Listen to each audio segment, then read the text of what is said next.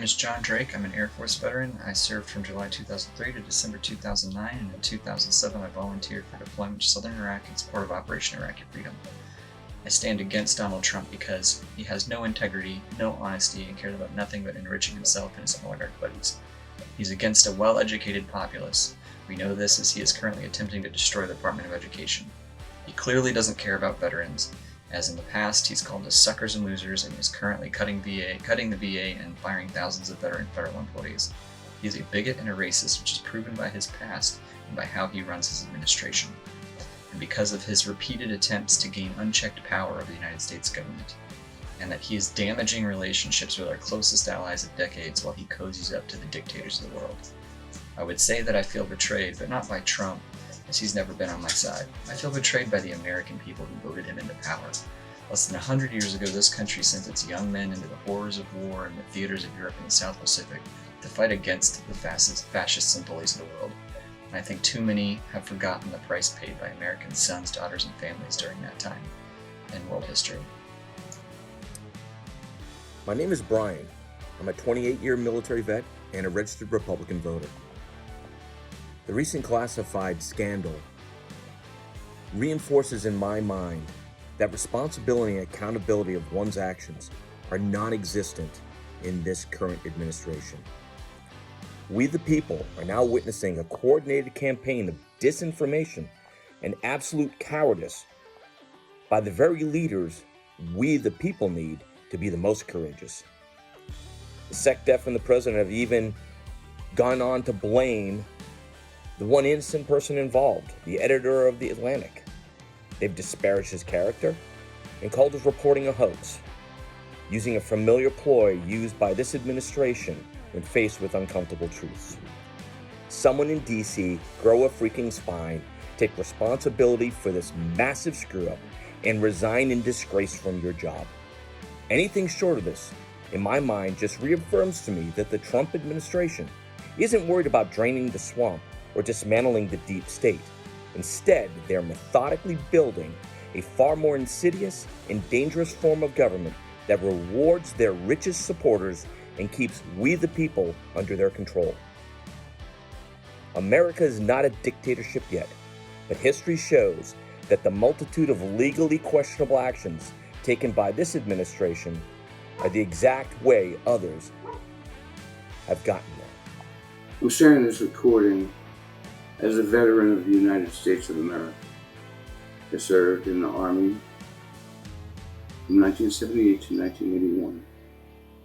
I respect those who served in the military and lost life and limb so that we could have the freedoms that we enjoy today. One of those freedoms is not ignoring the takeover of our country. One of those freedoms is not ignoring a fascist government and a tyrant who wants to take away all of our rights. Oh, I could spend the time listing all of the things, as my opponents do, that Biden did or somebody else did. That's not what this is about. This is about our very freedoms, our liberties, our rights being taken away by an individual who can't even put his pants on without help. I'm not going to just start name calling.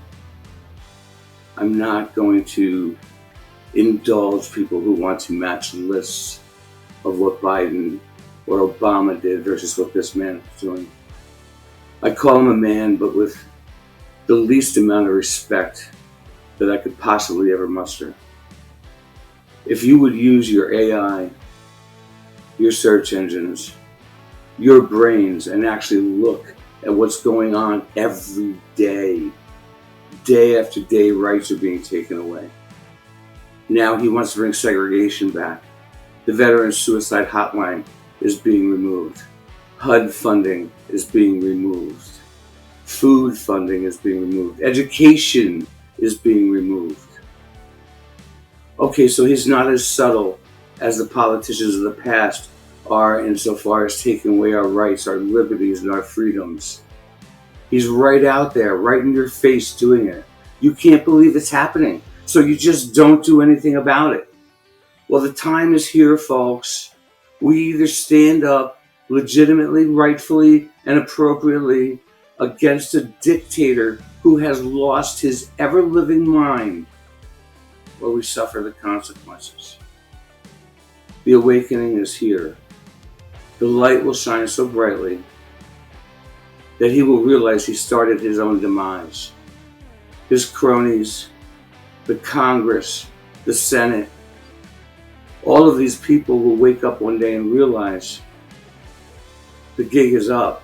But only if you, each individually, take the time to have your voices heard. Who cares about your car, your phone, your clothes, your house? Nobody gives a damn, because you're going to lose it all. This cryptocurrency will take away your right to manage your own money and have your own money in your possession. Is that what you'd like to see happen? I haven't lost my mind. I'm not an extremist. Neither are the millions of people who are waking up and standing up against this regime. He is a traitor. He is a pedophile. He is a sexual abuser. This is the man who was elected to office, supposedly by people that want to celebrate the freedoms and the democracy we have in this country. Well, they have that right to cast that vote. But we have a right to stand up and say, no, that's enough. No more. Here's the line. You crossed it. You shit on it.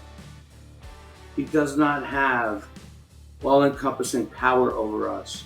He does not have the right to do what he's doing. Neither does his crony or the scared to death representatives of our states and local governments. You stand for it now. Don't cry tomorrow. Good morning. My name is Elise Byfolk, and I am an Army veteran. I was in the Army for 10 years almost as a psychological operations specialist.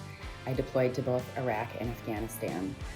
I am making this video today to express my disgust with the cuts across the board that the federal government have been making, but in particular to the VA. I am a relatively recently service-connected veteran who has a service connections due to health issues from my deployments, and to date my experience with the VA has been fabulous. The providers, the staff has been amazing, and after talking with them, the consensus is that the standard of care cannot be maintained with these cuts. I'm disgusted at this supposed conservative regime that doesn't actually hold any conservative values. Those of us who swore an oath to uphold our great Constitution in this amazing constitutional republic are livid, and we will fight back. And this is wrong. This is not taking care of our vets. My name is David Gordon Sr. I'm a disabled Army veteran. Every veteran and every U.S. citizen out there needs to recognize Donald Trump for what he is. He's a con man. He's a snake oil salesman. He's a traitor to this country. I served in the military to protect our democracy, not to have a dictatorship or a theocracy. People need to start coming forward. We need to get rid of Trump and his administration. They are Russian assets, and they're only doing Putin's bidding. And we need to stop this before this country goes down the drain and we lose all of our freedoms. I'm a retired Air Force, retired 6 years ago. There are so many things that I could pick to talk about right now, but this is going to be a specific question to Tom Cotton, because he's probably close to home. He's a veteran as well. So my question for Tom Cotton, there's roughly 30% of the government workforce are veterans. A lot of people are getting cut. I know roughly 21 people that served as a government employee. Some of them were veterans, some of them just served in the government selflessly their whole lives. And to see these cuts happen is saddening, it's disheartening to see Republicans just turn their backs like they have on veterans is horrible. Not only that, but the washing of websites. It's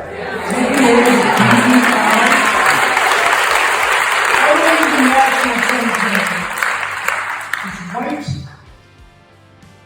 I'm sorry, I'm really emotional about this. Medal of Honor recipient because he is black. Because of Native Americans. Women. All of them paid the ultimate sacrifice for this country. And Tom Cotton, I have not heard you one time, sir. I have not heard you one time say a single thing about it. So please, sir, when can we expect you to say something to us?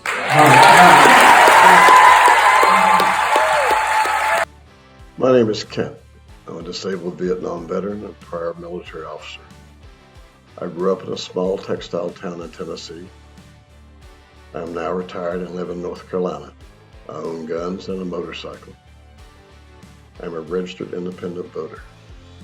I served enlisted as a corpsman in Vietnam and later as a commissioned officer in the United States Air Force. I went to college on the GI Bill, collect medical disability, received my care at the VA medical facilities, have used the VA loan to buy my home as many of us have.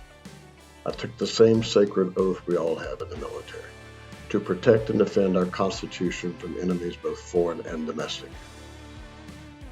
I believe our democratic republic is under attack from domestic oligarchs and corrupt wealthy politicians who have no concept in how the average American lives. I ask all active duty military and veterans to truly look inside your honor and ask, is this the way you want change? Without regard to the rule of law, disregard for our military service, and the turning of the working class into indentured servants for the rich.